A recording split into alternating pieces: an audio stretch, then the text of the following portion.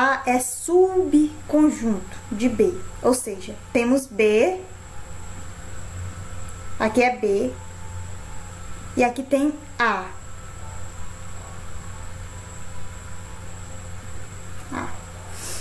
Então, A é subconjunto de B quando os elementos de A pertencem a B. Então, aqui eu tenho essa parte mais interna, são todos os elementos que estão em A. No entanto, se você observar, eles estão em A, mas eles também estão em B, né? Eles todos estão em B. E B é mais extenso do que A, né? Então, A é subconjunto de B. Ou seja, A está contido em B. A gente diz que A é subconjunto de B. Embora o A seja um conjunto, mas em relação a B, ele é um subconjunto, certo? Ó, A pertence a B e indicamos que A está contido em B ou B contém A. Ou seja, B contém todos os elementos de A, certo? Se existir pelo menos um elemento de A que não pertence a B, dizemos que A não está contido em B e representaremos por A não está contido em B, certo? Se tiver pelo menos, se tiver pelo menos um elemento que está em A e que não está em B, então A não está contido em B, certo? Mas poderá ter sim, B está contido em A, certo? Por exemplo, para vocês visualizarem melhor. Temos aqui o conjunto universo, temos o conjunto A, ó. Temos aqui o conjunto B. Ó, aqui é A, esse menorzinho é A e esse outro é B. Digamos que aqui tem, ó, o 1, o 2, o 3, o 4, aí B tem 5, 6, 7, 8, digamos. Olha, se pelo menos um elemento de A, se existir pelo menos um elemento de A que não pertence a B, dizemos que A não está contido em B, de fato, né? Temos o 1 que está em A, né? Só que não está em B. Então, A não está contido em B, certo? E, na verdade, B também, nesse caso aqui especificamente, B também não está contido em A, certo? O outro caso seria, eu acho que vocês vão ver no exercício mais à frente vai ter. Pronto, bem aqui mesmo vai dar pra ver já essa questão. Sendo A o conjunto 1, 2, 3 e 4, ou seja, o A ele é composto pelos elementos 1, 2, 3 e 4, B é composto pelos elementos 2, 3, 4 e 5, e o C 1, 2, 3, 4, 5 e o 6. Então, aqui nós temos 3 conjuntos. A gente vai ver a relação a questão da inclusão, do estar contido ou não estar contido. O A não está contido em B. Então, isso já é uma afirmação. O A não está contido em B. Então, vamos analisar. Por que que o A não está contido em B? Se tiver pelo menos um elemento que está em A e que não está em B,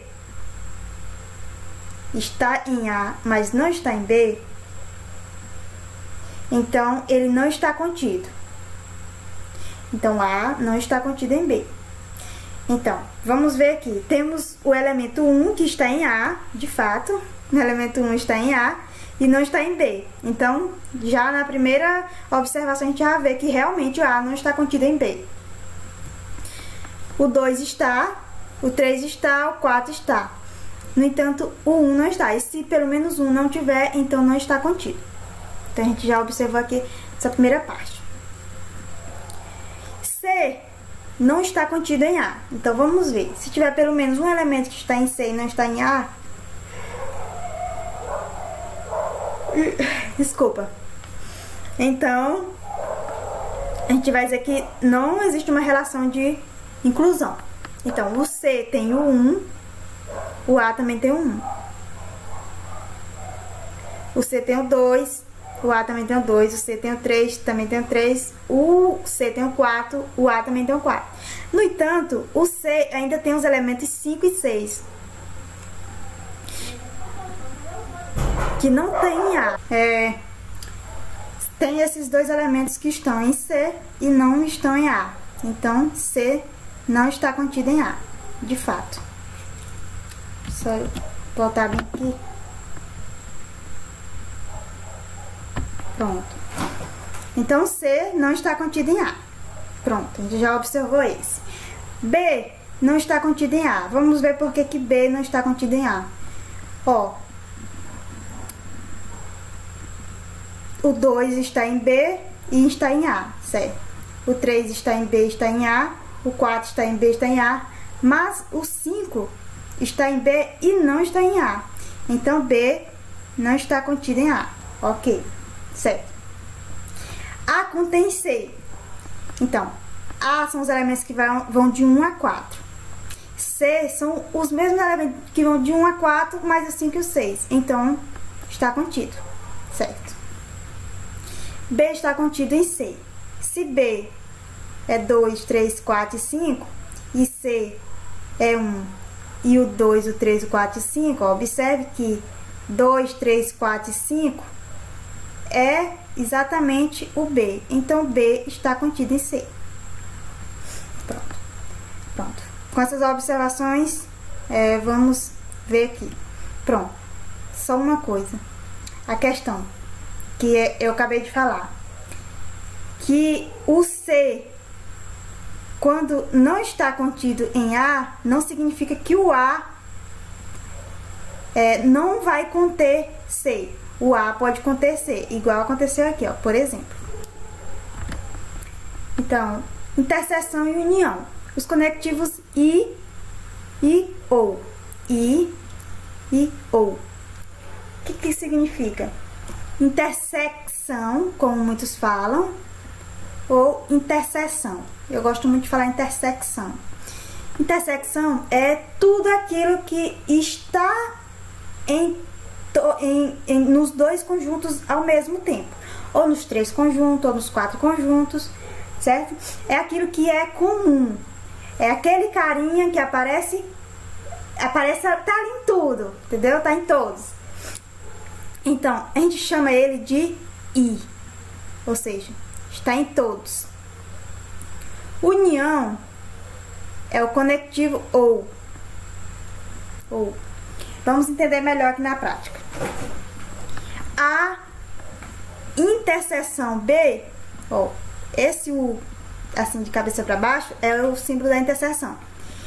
E a interseção é o I, ou seja, A inter B, como é que a gente pode representar essa interseção? É X, tal que X pertence a A e X pertence a B. I, né? E X pertence a B. Então,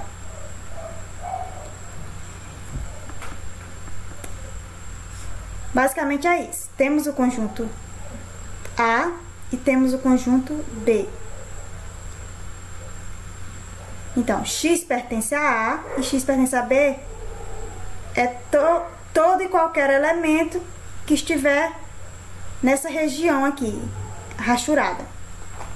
Qualquer elemento que estiver aqui, ele vai estar presente tanto no A como no B ao mesmo tempo. Ó, A união B, ou A unida a B, é OU. Então, qual é a propriedade da união?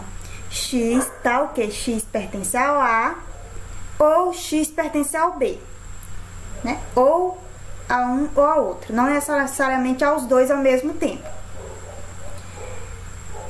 É esse caso aqui. Temos o conjunto A, temos o conjunto B. A unida B são todos os elementos de A mais todos os elementos de B. Lembrando que se tiver um elemento que esteja em A e que também estiver em B, no caso da união, você só vai colocar ele uma vez, se pedir a união.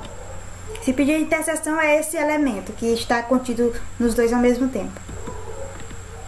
Então, dentro dos conjuntos, nós temos os conjuntos importantes, os mais importantes, que eles recebem nomes como naturais, os racionais, os inteiros, e são vários, né? Só que como o nosso curso é de matemática básica, a gente vai se ater mais para os mais utilizados, né? Os que a gente mais usa no ensino fundamental, ensino médio, mais do nosso dia a dia, né? Aqueles mais que a gente usa diariamente. Então, temos os números naturais, que é representado pela letra N. Por esse N. Os números naturais são aqueles números que a gente tem o primeiro contato. O primeiro contato que a gente tem é com os números naturais.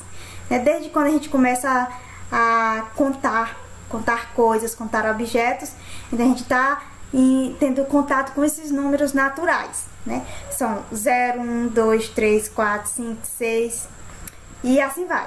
Então não tem como enumerar, né? Sempre que eu conseguir pensar em um número natural, eu vou conseguir pensar em um número maior do que ele. Então, ele é um conjunto infinito de termos. Excluindo o zero, temos os naturais não nulos. Então, quando você vê esse N com esse asterisco em cima, que são o conjunto dos números naturais sem o zero, ou seja, não nulos. Então, são todos os números positivos, digamos assim, são todos os números positivos, com exceção do zero. Dados dois números m e n naturais, podemos ter m igual a n ou m maior que n, ou ainda m menor que n. Logo, olha, se m for maior que n, o que nós vamos ter? M maior que n. Sobre esse pontinho aqui, eu sei que tem muita gente que tem dúvida. O maior, ele vai estar aberto para... Ele é aberto para quem é maior e é fechado para quem é menor. Então, ele está aberto aqui para o m, então o m é maior. Está fechado para o n, então o n é menor. M é maior, M é maior do que n. O que nós vamos ter? Por exemplo, m é um natural. Digamos que m seja 10. 10 é maior do que um n, outro natural. Digamos que 9. Então, 10 é maior do que 9. Aí ele diz aqui, m menos n pertence aos naturais, símbolo de pertence, aos naturais não nulos. Então, m menos n vai ser, quem é m? M é 10, menos n, que é 9. 10 menos 9 dá 1. 1 é natural, não nulo. Então, tá aqui, quando o m for um natural maior do que um n, que também é natural, então o m menos o n vai pertencer aos naturais não nulos. Desculpa. Por outro lado, se m for menor que n, digamos que m, vamos continuar com a mesma ideia, só que agora m é menor do que n, então vamos chamar m de 9. Menor do que n, n é 10, vamos manter o 9 e 10. Então, m menos n é quem? M é 9, menos n, n é 10, 9 menos 10, aí aqui a gente vai utilizar a questão do jogo de sinal. Na soma ou na subtração, conserva o sinal do maior, no caso o maior é 10, e o sinal dele é negativo. Então, mantenho o meu sinal negativo e subtrai o maior menos o menor. 10 menos 9 dá 1. Então, deu 1. Então, m, sendo um natural menor do que n, então m menos n, ele não pertence aos naturais. Ou seja, menos 1, ele não pertence a esse conjunto aqui, Ele não pertence aqui, ao conjunto dos nomes naturais. Por outro lado aqui, temos a questão do m ser igual ao n. Quando m for igual a n, por exemplo, m é 10 igual a 10, m